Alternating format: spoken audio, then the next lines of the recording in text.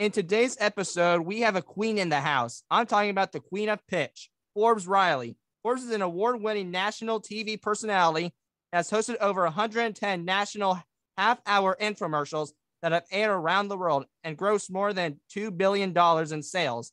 I met her through a virtual summit. I also knew I had to get her on Autism Rocks and Rolls because she did some motivational speaking at the summit I saw, and I was moved. So let's welcome Miss Riley to Autism Rocks and Rolls. Miss Riley, how are we doing today? Hey, my darling. Actually, that was not a virtual summit. That was an in-person summit where I got to hug you. And I will tell you, I got COVID at that event. How crazy is that? I know that was at Podfest, but I actually saw you again through a virtual one, MBX. That's Oh, where I yes, initially saw you. Oh, hey, you know what? Do I have the ability to share my screen? If you could do that, I'd be happy to share some photos at some point. Sure. Give me a second. Yeah. Fun if you can do that. Where do you share the screen? Wait, on your end or my end? On you do it on your end so that either you press the little three buttons and say allow participant to share. Yep, got that. Oh, really? Huh, I can do that. Let's see if that works. Not quite. Well, I don't want to take up time to do that. Maybe we need to start again. But if you can, I can make you the host, and we can. No, maybe co-host. There you go. All right, there you go. That'll be cool. All right, let's do that again. Now, you talked about having things that are not copyrighted because where do you air? I air on Podbean and Spotify and all over the place. Okay, and they get very upset if they hear music that's not theirs, correct? Yep, and don't worry, I found free music. They were totally free. I made sure of that. All right, good. All right, well, I was going to share something, but we can wait till a minute from now. You know, it's funny because I share all kinds of things that are probably not totally legal, but who knows? All right, let's do that one more time. Take two. All right. In today's episode, we have a queen in the house. I'm talking about the queen of pitch, Forbes Riley. Forbes is an award-winning national TV personality and has hosted over 110 national half-hour infomercials that have aired around the world and grossed more than $2 billion in sales. I met her through a virtual summit, and I also knew I had to get her on Autism Rocks and Rolls when I met her at Podfest in person because she did some motivational speaking, and I was inspired and I was moved. So let's welcome Miss Riley to Autism Rocks and Rolls. Miss Riley, how are we doing? You know what? Always wonderful and happy to be here, my darling. Thank you. I'm happy you're here too. So I actually want to start off with your motivational speaking. So the first question I have for you is, what does being a motivational speaker mean to you? Well, I'll tell you what, it's one of the greatest gifts in the world because I can remember a time growing up when I was pretty awkward, ugly, lonely, and nobody wanted to hear what I had to say. And I decided about 20 years ago, after watching some amazing motivational speakers, I thought maybe I could do that.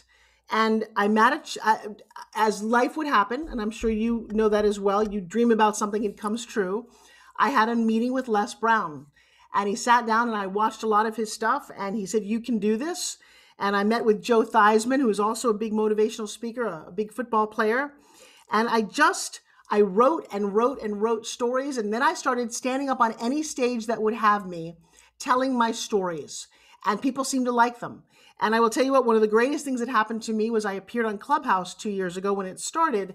And I said, I want to see more amazing women on the stages with these phenomenal men like Deepak Chopra, Les Brown, Grant Cardone.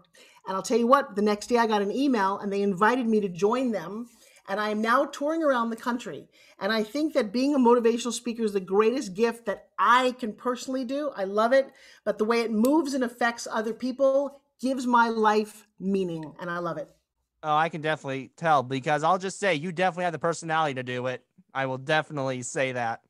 You know what's funny, because you don't know this, is I grew up as a very shy, ugly little girl. I was very awkward. I talk about having braces in my mouth for 8 years. And for 2 of those years, I had a tongue crusher. And so I talked like this. Nobody wanted to talk to me because I couldn't understand what I was saying.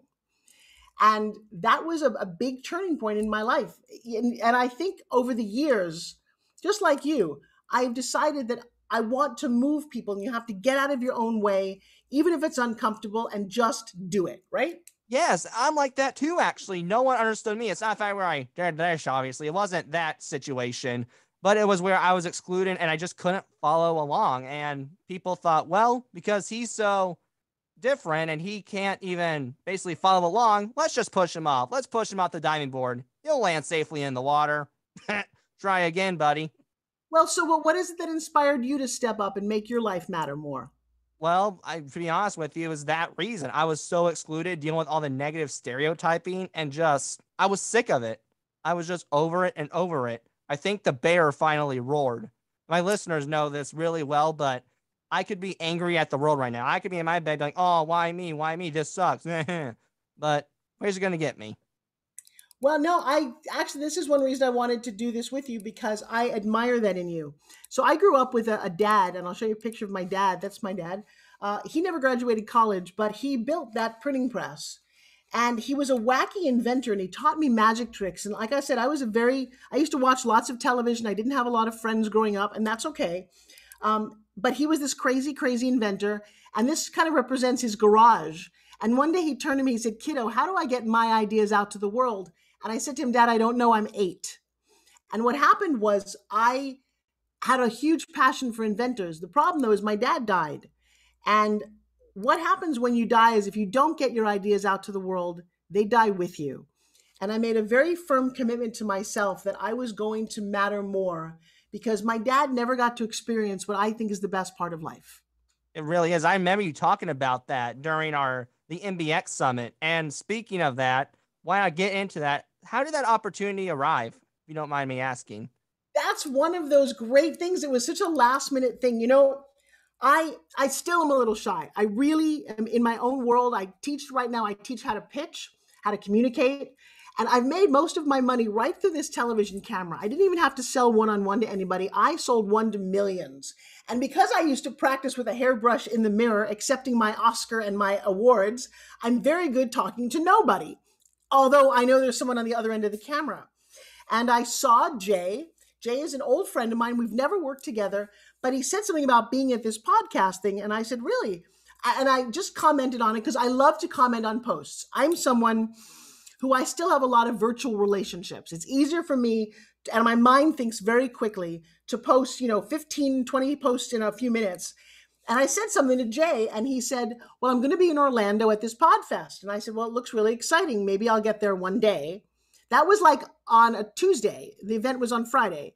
And he said, well, if I could get you to be a celebrity guest speaker on a panel, would you come? And I looked at my schedule and thought, anytime somebody invites me, if I can be there and use the word celebrity, I get very excited. And bam, that's how quick it was. No one had ever thought to invite me to this before, even though I've had a podcast for almost 20 years. And I just showed up. And I will tell you, it was magic. The people on that panel were extraordinary. And Jay is a very, very gracious, amazing guy. Right. And let me ask you, so I know I met you a while back ago virtually on that MBX summit, but when I went to Podfest, I had the privilege of meeting you in person, and you said you were going to mention me on stage twice, which you did. Actually, it happened once because of my authenticity. So let me ask, what was it about my authenticity that made you want to mention my name, me on stage? You know what? Because you asked. I'm a huge fan of people deciding what they want and then going for it. Now, in my world, when you manifest something that nobody else wants, we call it Forbesing it, because there's no real word for this. When you say, I'm going to do something, and everyone says, oh, you can't do it, which they've told me my whole entire life, and you do it anyway.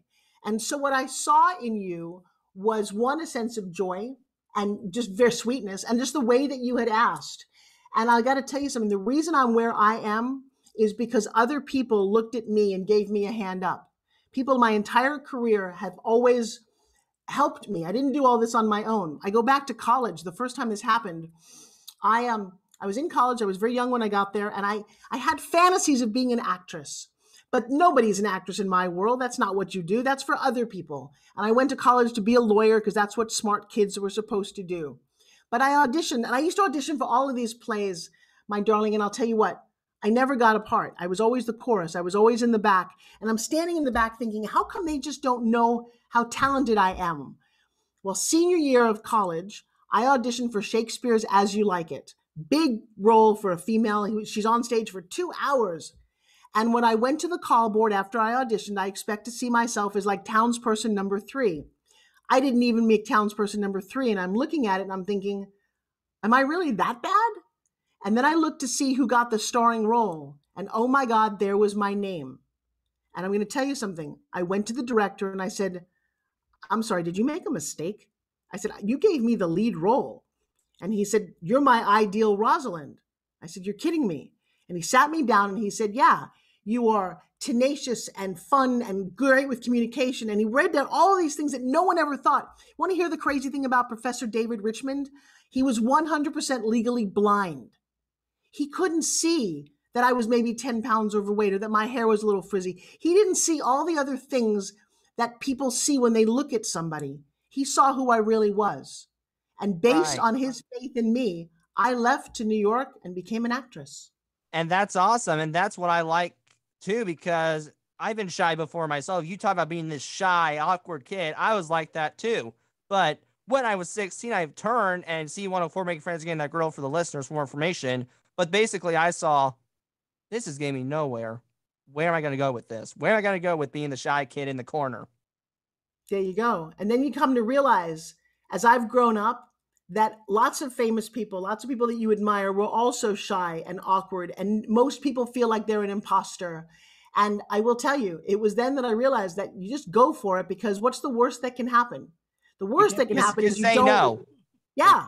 Yeah. Well, the worst that happens is you don't live your dreams and you die with regret like my dad. Exactly. I would agree with that. Now, I do want to talk about you being the CEO of Spin Gym as well. So, how did you being the inventor of Spin Gym happen? Oh my God. Let me tell you something. I had the honor of being around. I don't know if you know this, but I'm one of the forces responsible for selling fitness products on television. I met a guy in the early 90s and cable TV had just started, and I sold all these different fitness products. And one day I had a resistance band. Have you ever worked out with one of those? Yeah, like the things you pull up and you just go, "Hurr, Right. hurr." Well, it slipped off my foot and it shattered my nose. And I made a decision that says, I'm going to find something that I like better. And for years, I was looking for, what is this product? There's something out there. And I said this to myself, there's something out there with my name on it. I'm going to find it. And I was over in the UK, and a gentleman had something similar to what this is. And if your audience cannot see it, but just hear, it's 3 pieces of metal and string. And when I touched this, the first time I touched this, it vibrated. I felt it through my whole body. And I thought, this is the greatest fitness product ever. And this English gentleman said to me, oh, no. It's not a fitness product. We use it in the office as a de-stressor. And I said, dude, I'm in the fitness industry. I'm in the National Fitness Hall of Fame. This thing is a rockin' fitness product. And he said to me, look, he said, if you can make it happen, I will, if you can sell 25,000 in the first year, I will give you the company and go for it. Now, here's the crazy thing. I did sell 25,000 in the first year, took everything I had. And to date, I've sold 2.5 million of these things. Right. Well, guess what? You get another money, because I think we might get some. If you design with autism colors, we might get it. Okay, so what are autism colors? Red, white, and I think blue mainly. Well, we have that's America, duh. Red, okay. Blue, red and blue. Red and blue. We have light blue, we have dark blue, we have all kind of colors. I'd be happy to have that, because I'll tell you what, I gave my product many years ago to a writer. She used to publish books. She came to me, and I don't know the most about autism, but I know there's a whole spectrum of it. She came to me the next day and she was in tears. And she said, Forbes, I did this with my son, who is autistic. He's 9 years old. He's never looked at me in the eye except when we did your spin gym together. And it was one of the most amazing moments of my life. Wow, and that might help me with ADHD too, because I have really bad ADHD where I'm basically just like, oh squirrel, da-na-na-na-na. So I can't sit still. It feels like I'm sitting on a toilet seat when I sit still. I'll tell you what, I've got bad ADHD as well. And my daughter makes fun of me all the time because I've got all these ideas or whatever is going on. And I'm going to be careful about, I think having ADHD has allowed me to get so much more done than people who don't. Just so I agree. No. You can say that all you want, because I 100% agree with you. 100%. I would take that. Now, I do also want to talk about a little bit about your life coaching. So what advice would you give to others who want to be life coaches? And what would you say they should do to take the steps in order to become one? By the way, not only are you sitting still pretty well, but you ask really, really good questions. I love the whole coaching thing. I was lucky enough when I was 31 years old to go to my first seminar. I didn't know what seminars were. And in that training, they had you examine your relationship with your mom and your dad and your self-esteem. And I learned so much. When I left there, I decided that was going to be part of my life, that everybody should experience this. I don't know why they don't do this kind of coaching in high school, because I left high school, I could not balance my checkbook, and I had no idea how to interpersonal relationships at all. And I realized that if you, number one, can stop labeling yourself and get out of your own way, because people have told you your whole life the word no. Can I go to the bathroom? No. Mom, can I not clean my plate? No. You've been told no a lot. And so you expect no. Well, that's not reality. That's not life. And I'm going to say that when you discover who you are and the power that you have, and if your mom and dad was abusive, I've heard those stories, or alcoholics, or somebody bullied you in school, that's almost everybody. I talk to people who are 50, 60 years old, and they can still tell me that in 5th grade, somebody made fun of them, and that's why they're not living their dream. And I'm like, that's a 50-something-year-old memory. You got to be kidding me. You don't hang on to clothes for 50 years. Why are you hanging on to memories that don't work? And I love the idea that I go in and I clean out people's closets of their head. And when you create your future, not from the past, but from the future, and you say, I'm going to do this and nothing's stopping me, you live this beautiful, different life. And so I share that with people. I love life coaching. I also, have you ever studied NLP? No, ma'am. So NLP is neuro-linguistic programming. It's how your brain talks to your mouth and how you talk to the world. So if you're standing there and you say, well, I can't do this and I can't do that, your own brain hears it and other people hear it and they expect that you cannot do it. But if you have these positive affirmations and say, I'm going to be a podcast host no matter what anyone says, and boom, you are. I'm going to be an international celebrity motivational speaker. No one gave me permission to do this. I designed it from the future, from what I wanted. I didn't listen to any of the naysayers who told me what I could not do. And I went for it. And I'll tell you what, it works. And in a way, you built your own engine, is what it sounds like.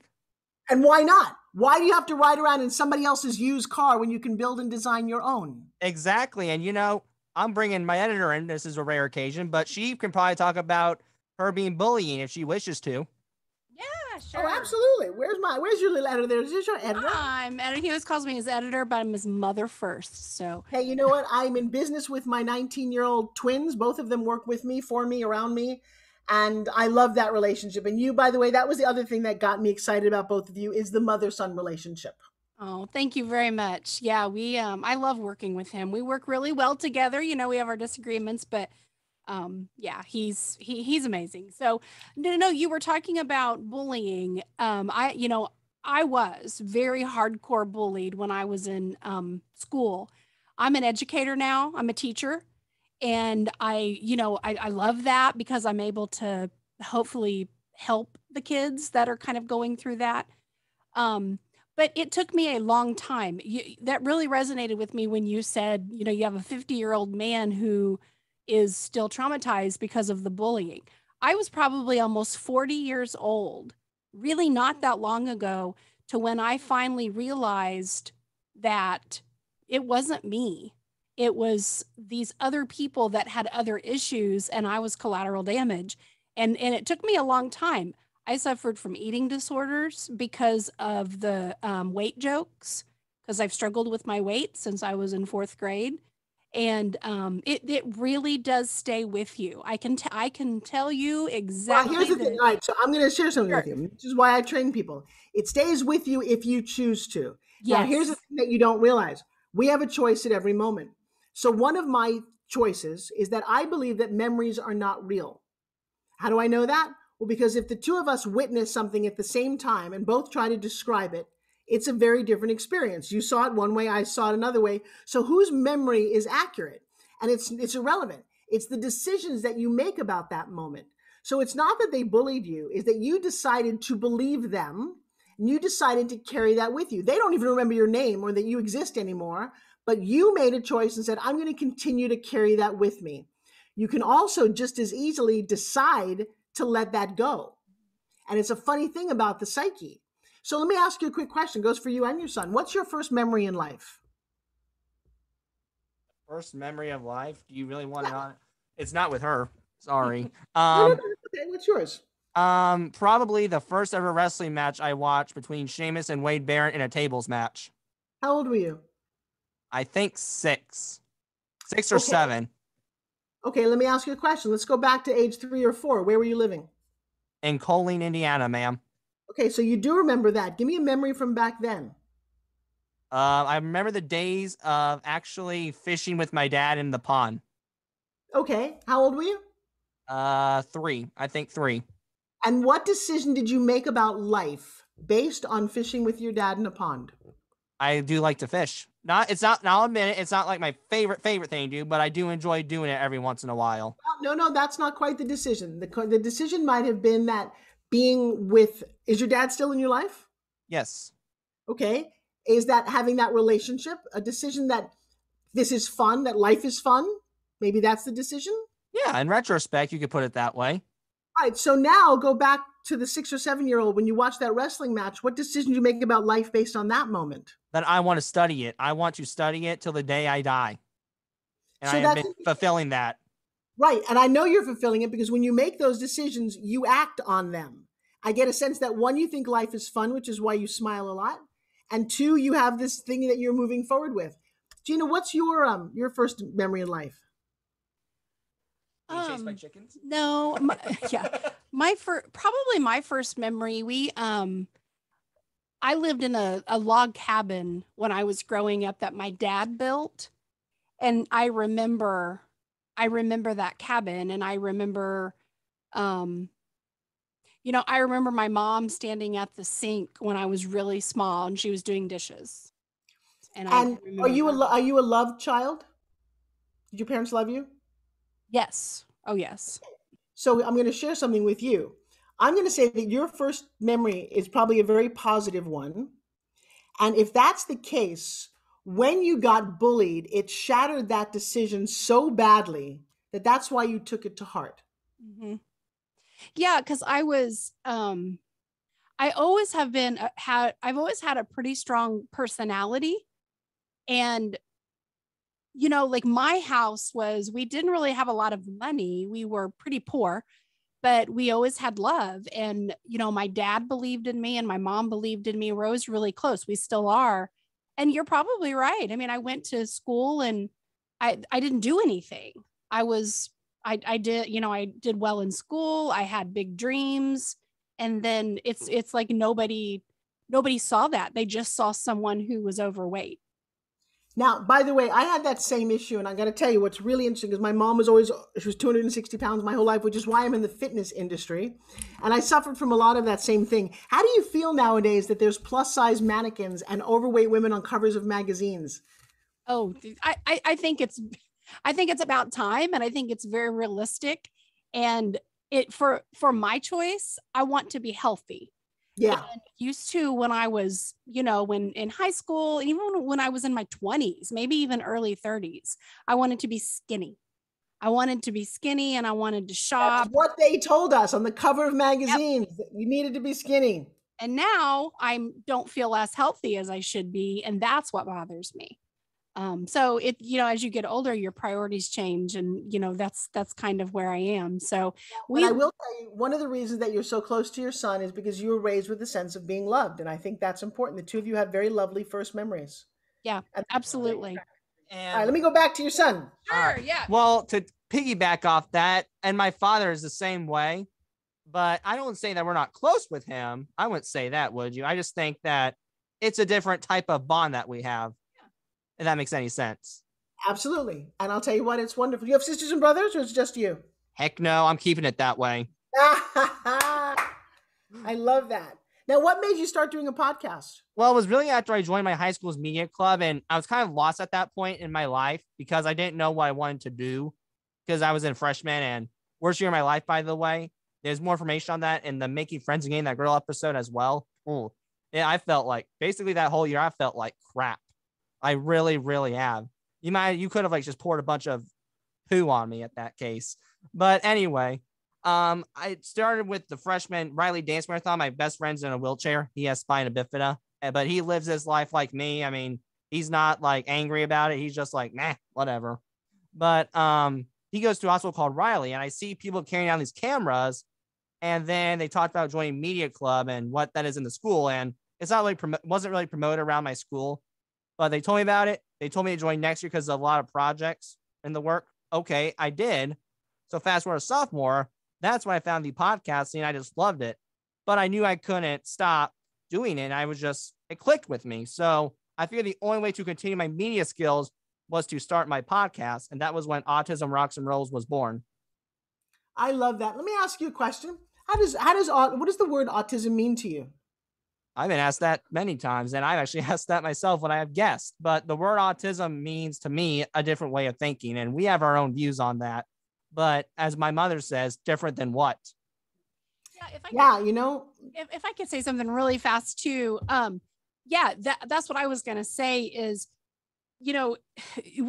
that's really part of Sam's mission for Autism Rocks and Rolls Corporation, because after about 2 or 3 years of having the podcast, it really got a lot of attention, and Sam has become this entrepreneur. And so, we have a board of directors of 5. Sam is our executive director, and I'm the president. And that's really the mission that we have, is to destigmatize that and to help people understand, Sam's platform is those on the spectrum are successful in their own right. And as far as how society defines success, that needs to change, because success isn't necessarily going to a 4-year college. Success isn't necessarily getting your driver's license when you're 16 years old. It's what is it that you're contributing to the world, and are you trying to make a change, and are you a successful person in whatever realm that is.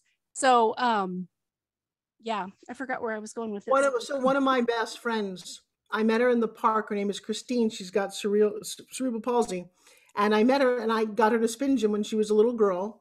We became very close. And the thing about Christine is that she cannot stop smiling. She's the happiest person that I've ever met. And when you look at it technically, a girl who'll never walk and has been very much dependent on her mom, who was thrown away by her dad, is happy. And I've spent a lot of time. One day she looked at me and said, you're one of the most successful people I know. And I said, why? She said, because you can walk across a stage in high heels and I never will.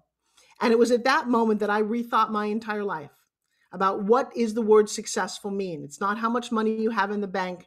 For me, it's how many kisses I get from my husband, who I love very much, or that I wake up and I see my kids and just wake up. I remember I was sick for a while and I wasn't waking up very well. Success is how you define it. And I love that you are changing that for so many people, because we need our eyes opened. This is the year, or this is the decade where gender is being redefined, where weight and body image is being redefined, where the word success, and I love that you were on the mission that you're on. I think it's pretty powerful. And I thank you for thinking of me and inviting me. Of course. And, there's actually a reason I was smiling. So my whole my life, I've been excluded with big groups. I'm going to be honest with you. This is kind of sad, but it needs to be heard. Podfest was the first time in my life I've been included as far as a big group comes. And I'm not joking when I say that. Really? Really. With big groups and some of my friends, small groups I'm good at, but big groups, I'm always the one in the odd duck sitting in the corner like that. Well, that doesn't, you know what, but you added such a giving spirit. And I will also say it's sometimes the responsibility of the person. I've sat in the corner. I don't drink alcohol, and sometimes going to parties makes me feel very uncomfortable. And I have to work at, being there. I will tell you, being a little bit more famous definitely helps. That's one reason the more you famous you get your podcast, the better it will be. People like people who are achieving things, not necessarily as successful, but we like accolades. And then you asked me, you said, will you mention me on stage? And I thought, why not? What an honor to be able to do that and to help somebody else, because I think that's the true definition of success, by the amount of people whose lives I have touched who say thank you to me. And I'm thankful that you've been here. So I do want to move on into your pitching. So you say you're the queen of pitching, and I think based on what I've seen you are. So let me ask, what does it take to have a great elevator pitch? Okay. Well, an elevator pitch is different than a regular pitch. In all pitches, you have to be very clear on what you want. Your pitch to me was, would you be on my podcast? And I didn't have to say yes, but it was how you showed up. And I got a sense that me being here would elevate a great conversation between the both of us. And a lot of people need to hear that. So when you go to pitch someone, give more than you get. You might want to say, rather than would you be on my podcast, is Forbes, I have an audience that you've not normally reached. I think your message is very profound. I would love to host you on my podcast. That's hard to say no to. That's a great pitch. I never thought of that before. You just like amazed me and just got a light bulb in my head. I'm not even kidding when I say that. I never said that. I'm going to start saying that now. Right. You reach a whole different audience. And I got to tell you, if you say it that way, everybody wants, and that's the glory of creating a pitch. I did that with Grant Cardone. I met him in the hallway. I had heard who he was. And I didn't walk up to him first. I walked up to his wife. You know why? Because one woman walking up to another woman's husband is not a very good thing. I walked up to her and I introduced myself and I said, hey, I'm known as the $2 billion host of television. I think that your husband needs an infomercial because it would earn him an extra $1 billion. She turned to him and said, I need you to meet this woman. He said, okay. I met him and I said, look, I can change your career by putting you on television like I've done with people like Kevin Harrington at Shark Tank. And he's like, you're in. 20-second pitch. I didn't say, oh, I love you, I'm a huge fan. I gave him what he wanted, and that's how you get what you want. Right. I've always wanted to go on Shark Tank. I thought of that with this podcast before, believe it or not. Well, Shark Tank is only interested in numbers. Let me tell you something. If your podcast was saleable, if it generated great sponsorship, otherwise don't go. Those guys are ruthless. I've seen them ruthless, but I got to be honest with you. This is going to sound awful. I love the ruthless. I love Kevin O'Leary because of his ruthlessness. Well, then get him on your show. But I've considered it. Well, now, if you were to pitch him, what would you say? I would have told him that he would have reached an audience. What you said, an audience he would never thought of because He's so blunt. I'm blunt. And there's sometimes that we can't rein it in or have trouble reining it in. He'd probably work on that too, if I had to assume. I love that. There you go. The perfect elevator pitch. Thank you. You're very welcome. I really am the queen of pitch. I've been doing this for decades. I take companies and products and services and I can pitch them because I hear it like music. Mozart somehow heard concert music. That's how I hear verbal communication. That's awesome. Well, Forbes, we'll be right back. We're going to hear an ad from CPA Tax Service. All right, folks, we're back. And yes, please check them out because they will for sure be able to help you out with your taxes. Now, I do want to talk to you about something I watched on one of your videos once. You said your gratefulness has shifted because of you being older. So how did the gratefulness shift? When you're young, you're invincible. You think you're going to live forever. You have all these dreams and hopes and you want to, maybe have a family, maybe start a business, maybe do this, maybe write a book. Well, when you get a little older and a lot of those years are behind you, you start to go, wow, mortality is a little bit more present than I've ever thought. I am 17 years older than my husband. I am 42 years older than my children. And I'm at an age where the number doesn't make any sense to me. How old are you right now? I'm 19. Oh my God, my kids are 19. You're an entire world ahead of you. You're going to be 29, then 39, then 49, then 59. And I'm 62 years old. And just saying it just resonates in my ears that number one, I have earned a place of respect because I've been doing this a really long time. But I also want to make the time that I have left on this planet matter so much by being, present, by creating and writing the books I said I was going to write, by doing the projects, and then know that when I'm done, I don't want to have any regrets. Right. And you know what? I will tell you one thing I like about you is it feels like sometimes the older you get, the more serious people take. Or like the more serious people take things. You seem like the complete opposite. Oh, I am a kid. I'm lucky like your mom to have a 19-year-old. I think that's a great age. You guys are very unique. You grew up with cell phones in your hands. You think you can do anything. And my kids are my best inspiration. But I've always been really young. In my head, I'm like 22 years old.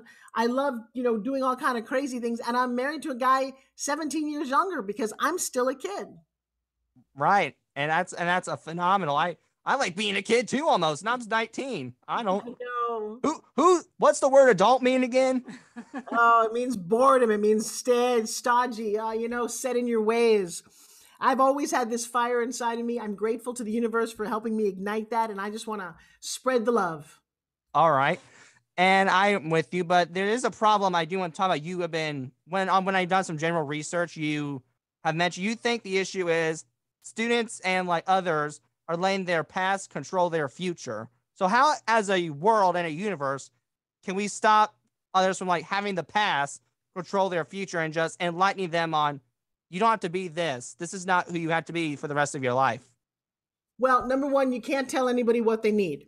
You have to be really careful of that. When you're pitching something and you've got a great product, you don't tell somebody they need it, you get them to want it. And so one of the things that I do, and I know there's other people in the world who do it, but I hold seminars and trainings. In fact, every Sunday for 2 hours, and you're welcome to come do it as my gift, I teach how to pitch. I teach it on Zoom. I've been doing it every Sunday since COVID started, and I've changed over 12,000 lives.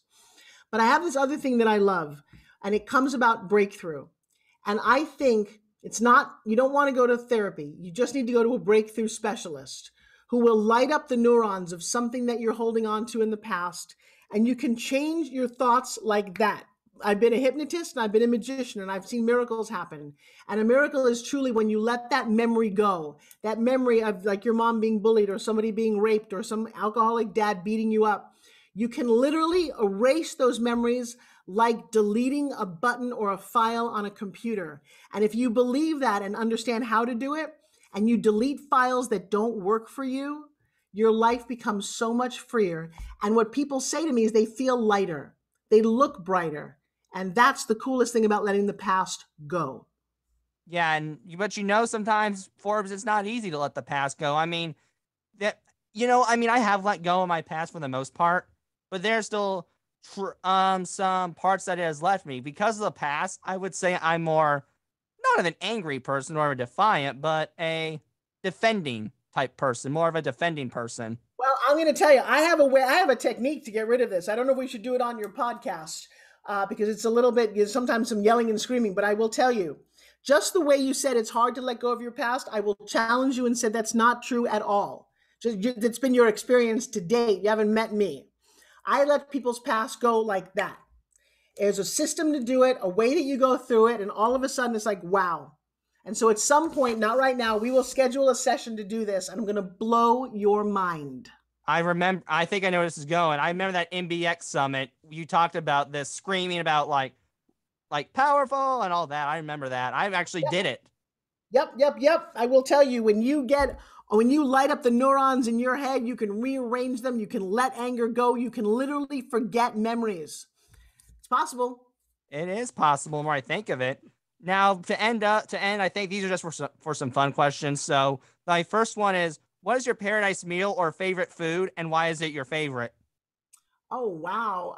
I grew up eating lobster, was my all-time favorite food. My mom used to grill it, and that was just like the biggest fantasy of having a lobster that you can dip in butter. Oh, man. I think my dad's a big seafood guy. He likes the fish, scallops. Yep, me too. I grew up right on the water. I'll tell you a good place to go to eat seafood's Destin, Florida. Okay. Best seafood alive. The back porch. That's my dad's favorite. It's not one of my favorites, but I definitely do like the food they offer. That and my sister, we grew up clamming. Like you literally walk out into the bay and dig up clams with your toes. And she would make the most succulent, grilled, baked clams that you've ever had in your life. That's awesome. Now, what is your favorite movie or TV show, and why do you like it? Oh my God. I'm a TV-aholic and a movie-holic, and I can name 100 movies that have affected me. I'm going to go with Somewhere in Time with Christopher Reeve and Jane Seymour. Now, you may never have seen this, but it's listed as one of the most romantic movies of all time. I did a Broadway show with Christopher Reeve. I have a huge spot in my heart for the original Superman. And when watching that, the lead character's name was McKenna. I saw it when I was about 25 years old, and I said to myself, I'm going to have a daughter named McKenna. And I do. And you're a woman of your word. And those on the spectrum are mans of their words. Because back to the podcast for a minute, that's what I did. I was a man of my word, because when I said I'm going to start a podcast, I'm going to start it. And I ain't going to lie to you. Yep. I love movies. Movies have been my savior my whole life. Yeah, that's not really, mine's TV series. It always has been. It's okay, as long as it's video. Same difference to me. Exactly. Now, what is your favorite vacation that you've ever taken, and why did you enjoy that vacation very much? I had it on my board last year. I wanted to go to Costa Rica, and I also had Dubai up on my vision board. And I got an invite from nowhere, which is amazing, to go to a mastermind in Costa Rica. And I took my husband and my kids, and we stayed for 2 months. We fell in love with the water, the ocean. I just didn't come home. I kept renewing. I kept moving my airline ticket. And then I got 2 first-class tickets given to me as a gift to go over to Dubai. Oh my God, you've never seen a place like that. We stayed at the base of the world's tallest building called the Burj Khalifa in the Armani Hotel, which was like $800 a night. I've never stayed. I mean, I grew up with no money. This place was extraordinary. The Ubers there are all Lexuses. It is like completely otherworldly. So between Costa Rica and Dubai, I got to tell you, if you get to go to them, go to them. Yes, ma'am, we will. And my dad likes tropical, so we're big tropical people. So we'll definitely try to get on the beach there maybe one day. Well, tomorrow, Tuesday, I leave for Greece with my daughter. I went to Greece 25 years ago, and I'm going to take my little baby girl, and then my son's going to meet us there. So I'm excited. I'm always excited for the next adventure. Me too. I'm like that as well. Now, are there any good memories that you want to mention before we end? If you do, why do you remember that memory the most? Now, before you answer, I always like to end with a good memory and a funny memory that made you fall on the floor. But it's your call how you want to answer it. Wow. Well, I'm going to say one of my favorite memories of all time, I relive almost every day with my husband, was the moment that we met. Was because I was doing spin gym in a hotel room in Las Vegas, and my videographer said, "Hey, do you want to meet a 2-time Mr. Arnold fitness champion?" And I thought, okay, fine, like whatever. And there's a knock on the door, and they're standing this beautiful, you met Joshua, this unbelievably beautiful man. He comes in and we spin gym, and I leave. I don't really think about it because he's younger and he's really fit. And, well, the next morning he put an Instagram picture of us up and he said, "I've just met the most wonderful woman. I hope I can do an infomercial with her one day." We started a relationship online, talking back and forth. And 3 months later, one of my favorite memories of all time was he got on his motorcycle and he drove from Las Vegas to my house in California wearing all black leather. And he is a 6'2" former Chippendale Playgirl model. And he got off his bike, took his helmet off, and I went, "Oh my God. Oh my God." Like it was out of a movie. It was slow motion. And here's the best part of that memory, my darling, is I then kind of said, wait a second. He must be here because he thinks I've got money or he's a gold digger or something. What would he be here? He came over to me. He knelt down on one knee and he said, "I want to let you know something. I'm not very religious, but something told me that you need me." Best moment of my life. Wow. 5 years ago. That is a wonderful memory. I hope that comes to me one day. Let me tell you, I fantasized about it a lot. I was single for like 10 years and I was very, very lonely in the love department, but I was raising my twins and I loved my kids and I didn't want to separate my heart. And so when they got to a certain age, it was time to meet him. And so for you and everyone listening, I would imagine what you want your perfect partner to be like. What do they do? How do they make you feel? And I'll tell you what, draw a picture of them. I had a really clear idea. I'm blown away that this man is my partner. And if that can happen for me, miracles do come true. Yes, ma'am, they do. Well, Forbes, I think that's all. Is there anything you want to promote or closing remarks before we head out?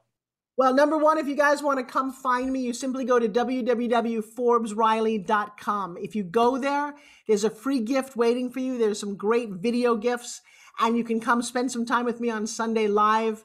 And I'll tell you what, I've built a community of about 5,700 members right now online in a private Facebook group. It's free. And so come say hi. If you're an entrepreneur, if you want to level up, if you want to get to know me better. I mean, he and I just met at a podcast festival, and I'm here. So I'm more accessible than you would imagine, and I'm always happy to help. So reach out, touch me, tell me some great stories, and let's see what we can build together for the future. I'll definitely do that, and I think anyone else will. Again, thank you, Forbes. Have a wonderful time in Greece. I adore you, my darling. Thank you. Give your mom a huge, huge hug. One of my rock star moms over there. Bye, you guys.